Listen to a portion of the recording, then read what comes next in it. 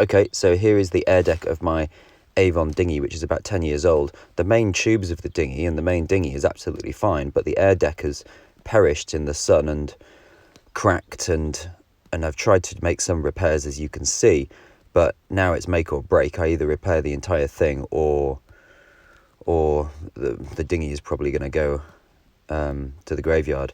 So let's see what we can do. So what I'm going to do is I'm going to use an entire sheet of new PVC, cut it to shape and glue a part on the entire top of it. It's going to make much more sense than just trying to make small repairs. Okay, so this PVC I got from Rib Store in the UK. I'm sure you can get it in other countries, but it is marine grade PVC. It's very thick and it's got it's basically fibrous in the middle, so it should take a fair amount of wear. I'm going to round off the edges there so there isn't sharp edges to kind of peel up. But basically I'll just do this lot. I'll use some offcuts to finish this later, and I've marked off the areas where the fittings are.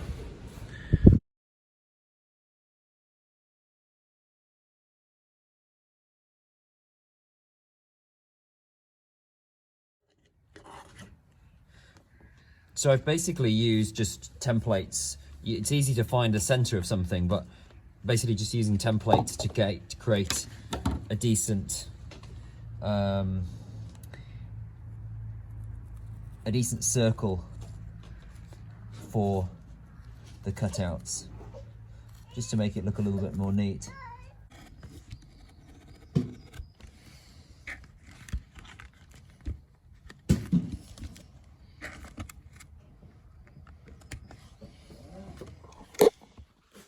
Right, I've cut out the PVC pad now on the dinghy.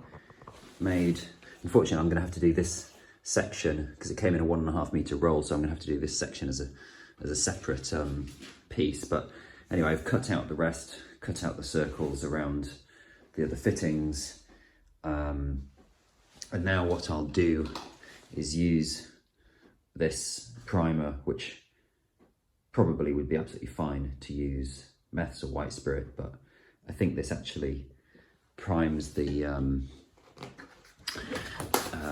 surface a little bit better, cleans it, but also actually starts to breaks it down a little, makes it a little bit sticky, so that when the glue goes on, it will bond, or at least the first priming layer of the glue will bond better.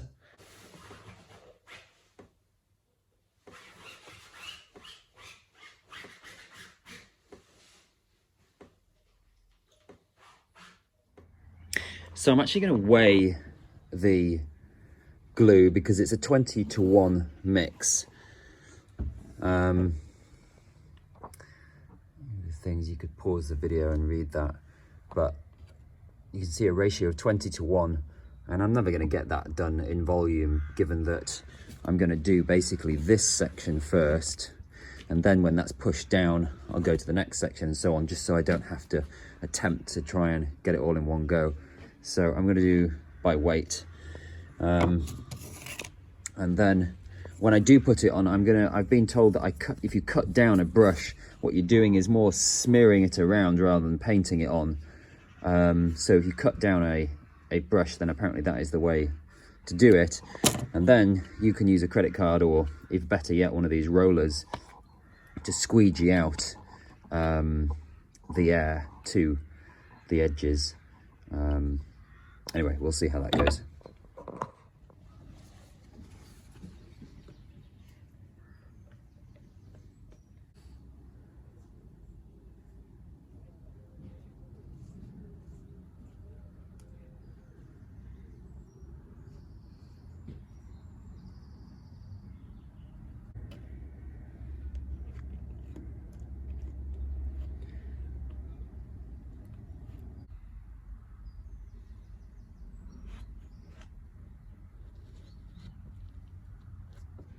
So it's important to remember you need to apply it to both surfaces, not just one surface.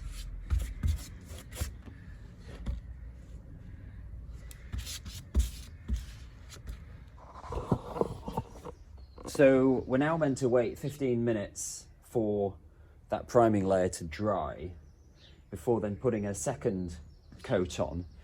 And then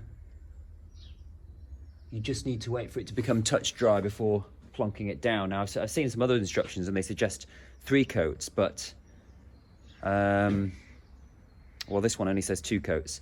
So anyway, it's funny because it kind of feels dry already, but I think you have to avoid the temptation to put it on to bring the surfaces together too early. So I will definitely wait the 15 minutes before putting the second coat on, and then putting them together. Yeah. So I put the first third down and rolled it all out using this. I still have actually got an air bubble or 2 in there, but I don't think there's much you can do on such a big surface area. I've now got some books weighting it down, but yeah, so this whole area isn't done yet.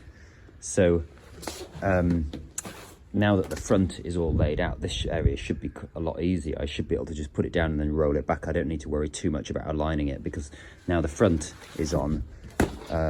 This will line up with here and the back and so on.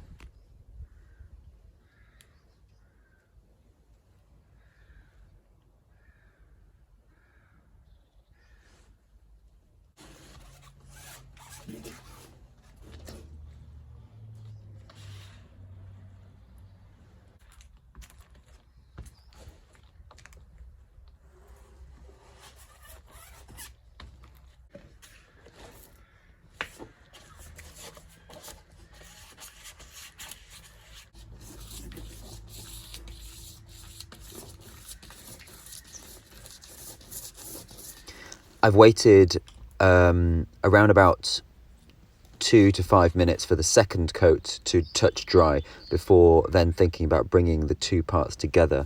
That's roughly what I was just checking there.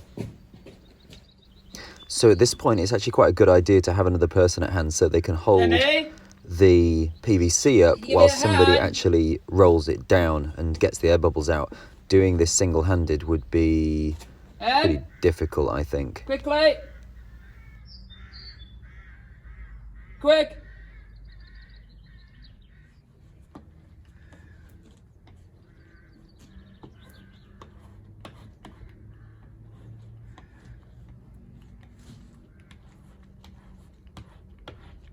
Got a rolling expert here. Yeah. Rolling professional. Go on. Right, that is it all down. For this job I had 1 litre of glue. I would say you probably actually want a little bit more, to be honest. I was being a bit stingy at the end. But I'd started the job and I couldn't really do much about it. I'd probably want 1.5 litres, I reckon, for this job, I think. But yeah, so now I'm going to weight it down with some books and leave it overnight. So this is it, glued for 24 hours and it's back in the dinghy holding air, looking pretty good actually. Since the dinghy was so dirty, if you go back to the beginning of this video, you can see how it was the Airdeck. I mean, the rest of the dinghy was a similar state. So when we went to Rib Store and bought the glue and the PVC for the Airdeck, we bought some of this tube shine stuff as well and just kind of figured that for £8 was worth a go. But yeah, it's really good actually. I mean, it works better than any household product I've tried and brings it up like new really. So, you know, for a 12-year-old dinghy that's been used on a boat that's a liverboard, so it's been used every day, it was pretty grotty. But I mean, look at it now, I reckon we've got another 5 years really.